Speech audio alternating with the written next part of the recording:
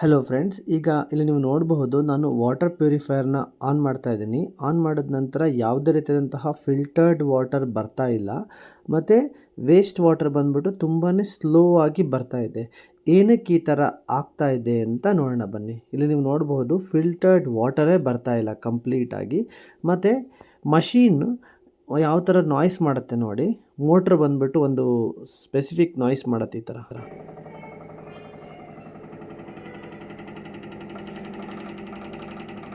So ಈ ಪ್ರಾಬ್ಲಮ್ಗೆ main solution ಏನಪ್ಪ ಅಂತ ಅಂದರೆ ಮೆಂಬ್ರೇನ್ನ ರೀಪ್ಲೇಸ್ ಮಾಡಬೇಕು ಒಂದು, ಆರ್ ಮೆಂಬ್ರೇನ್ನ ಕ್ಲೀನ್ ಮಾಡೋದು. ಸೊ ಮೆಂಬ್ರೇನ್ನ ಕ್ಲೀನ್ ಮಾಡೋದ್ರಿಂದ ಟೆಂಪ್ರರಿಯಾಗಿ ನೀವು ಈ ಪ್ರಾಬ್ಲಮ್ನ ಸಾಲ್ವ್ ಮಾಡ್ಬೋದು. ಬಟ್ ಮೆಂಬ್ರೇನ್ ರೀಪ್ಲೇಸ್ ಮಾಡೋದ್ರಿಂದ ಅಗೇನ್ ನಿಮ್ಗೆ ಹೊಸ ಮೆಂಬ್ರೇನ್ ಹಾಕಿರ್ತೀರ, ಡೆಫಿನೆಟ್ಲಿ ಲೈಫ್ ಜಾಸ್ತಿ ಬರುತ್ತೆ. ಅದರಲ್ಲೂ ಮೇಯ್ನ್ಲಿ ಈ ಸೆಡಿಮೆಂಟ್ ಫಿಲ್ಟರ್ ಅಂತ ಇರುತ್ತೆ, ಮೇಯ್ನ್ ವಾಟರ್ ಇನ್ಪುಟ್ಗೆ ಹೋಗಿರುತ್ತೆ ಅದು. This is called a sediment filter. ಈ ಸೆಡಿಮೆಂಟ್ ಫಿಲ್ಟರ್ ಒಳಗಡೆಗೆ ನೀವೇನು ಡೈರೆಕ್ಟಾಗಿ ವಾಟರ್ ಪಾಸ್ ಮಾಡ್ತಾ ಇರ್ತೀರಲ್ಲ, ಅದರೊಳಗಡೆ ಕಸ ಕಟ್ಕೊಂಡಿರುತ್ತೆ, ಲೈಕ್ ಮಣ್ಣು, ಈ ಥರದ ಕಲ್ಮಶ ಐಟಮ್ಸು. ಅದರಿಂದಾಗಿ ವಾಟ್ರ್ ನೆಕ್ಸ್ಟ್ ಸ್ಟೆಪ್ಪಿಗೆ ಹೋಗ್ತಾ ಇರಲ್ಲ. Sediment filter to carbon filter, carbon filter to RO filter. So ಈ ಪ್ರಾಸೆಸ್ನ ಫಾಲೋ ಮಾಡ್ತಾ ಇರಲ್ಲ, ಹಾಗಾಗ್ಬಿಟ್ಟು ಈ ನಿಮಗೆ ಮೋಟ್ರ್ ನಾಯ್ಸ್ ಮಾಡ್ತಾ ಇರುತ್ತೆ. ಇಂಥ ಟೈಮ್ನಲ್ಲಿ ನೀವೇನಾದರೂ ಮೋಟರ್ನ ಜಾಸ್ತಿ ಹೊತ್ತು ಆನ್ ಮಾಡಿದ್ರೆ ಮೋಟ್ರ್ ಹಾಳಾಗುವಂಥ ಸಾಧ್ಯತೆ ಇರುತ್ತೆ. ಸೊ ಈ ಟೈಮಲ್ಲಿ ಮೋಟ್ರನ್ನ ಆನ್ ಮಾಡೋಕ್ಕೆ ಹೋಗಬೇಡಿ.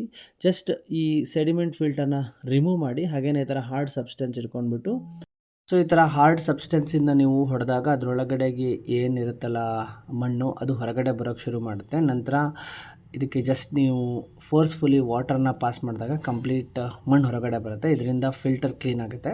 ಸೊ ಈಗ ಇಲ್ಲಿ ನೀವು ನೋಡ್ಬೋದು ಯಾವ ಥರ ಮಣ್ಣಿನ ನೀರು ಹೊರಗಡೆ ಬರ್ತಿದೆ ಅಂತ. ಮತ್ತು ಈ ಸೆಡಿಮೆಂಟ್ ಫಿಲ್ಟರ್ನ ಲೈಫ್ನ ನೀವು ಹೆಚ್ಚು ಮಾಡಬೇಕು ಮತ್ತು ಚೆನ್ನಾಗಿ ಬಾಳಿಕೆ ಬರಬೇಕು ಅಂತಂದರೆ ನೀವು ಯಾವಾಗಲೂ ಒಂದು ಪ್ರೀ ಫಿಲ್ಟರ್ನ ಫಿಕ್ಸ್ ಮಾಡಿ. ಸೊ ಪ್ರೀ ಫಿಲ್ಟರ್ ಅಳವಡಿಸಿದಾಗ ನಿಮಗೇನಾಗುತ್ತೆ, ಮೋಸ್ಟ್ ಆಫ್ ದ ಮಡ್ಡೆಲ್ಲ ಏನಾಗುತ್ತೆ ಪ್ರೀ ಫಿಲ್ಟರಲ್ಲೇ ಫಿಲ್ಟರ್ ಆಗಿಬಿಡುತ್ತೆ. ಸೊ ಆ್ಯಕ್ಚುಲಿ ಅದರಿಂದ ಫಿಲ್ಟರ್ಡ್ ವಾಟ್ರು ಈ ಸೆಡಿಮೆಂಟ್ ಫಿಲ್ಟ್ರಿಗೆ ಹೋಗುತ್ತೆ. ಸೊ ಇದರಿಂದ ಡೆಫಿನೆಟ್ಲಿ ಲೈಫು ಇನ್ಕ್ರೀಸ್ ಆಗುತ್ತೆ. ಸೊ ಈ ಥರ ಮಾಡೋದ್ರಿಂದ ಅಗೇನ್ ನಿಮ್ಮ ವಾಟರ್ ಪ್ಯೂರಿಫೈಯರ್ ಮತ್ತೆ ಬ್ಯಾಕ್ ಟು ನಾರ್ಮಲ್ ಆಗಿ ವರ್ಕ್ ಆಗುತ್ತೆ.